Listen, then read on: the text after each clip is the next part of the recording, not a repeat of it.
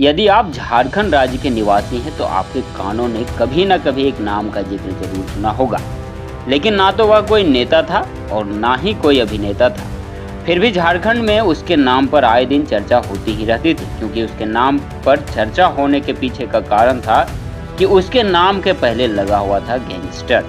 जी हाँ, मैं बात कर रहा हूँ झारखंड के कुख्यात गैंगस्टर अमन साहू के बारे में, जिनका इनकाउंटर 11 मार्च 2025 मंगलवार को बिल्कुल ही फिल्मी अंदाज में हुआ है। दरअसल झारखंड पुलिस की टीम अमन साहू को केंद्रीय जेल रायपुर से पूछताछ के लिए रांची लाया जा रहा था। इसी बीच पलामू जिले के चैनपुर इलाके में उसका एनकाउंटर एटीसी टीम और अमन साहू के बीच मुठभेड़ में हो गया।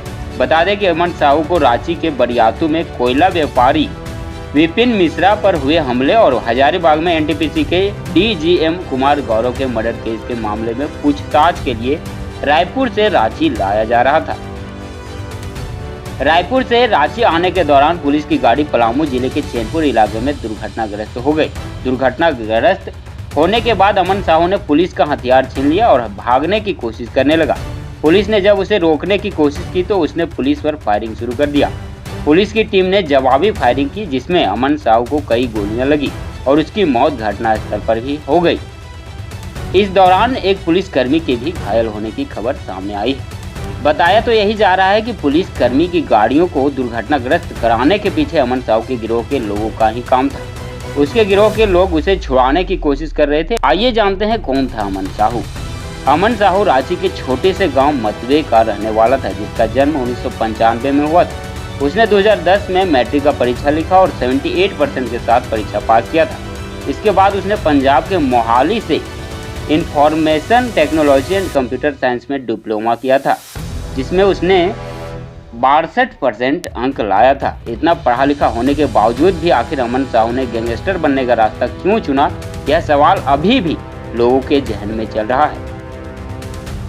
अमन साहू के आपराधिक मामलों की बात की जाए तो राज्य भर के अलग अलग जिलों में 100 से भी अधिक आपराधिक मामले उनके खिलाफ दर्ज हुए हैं, जिसमें रंगदारी, हत्या और हमला करने का आरोप उस पर लगाया गया था। ऐसा कहा जाता था कि झारखंड में आतंक का दूसरा नाम अमन साहू ही था, जिसने राज्य के प्रशासन व्यवस्था और कारोबारियों के नाक में दम कर रखा था।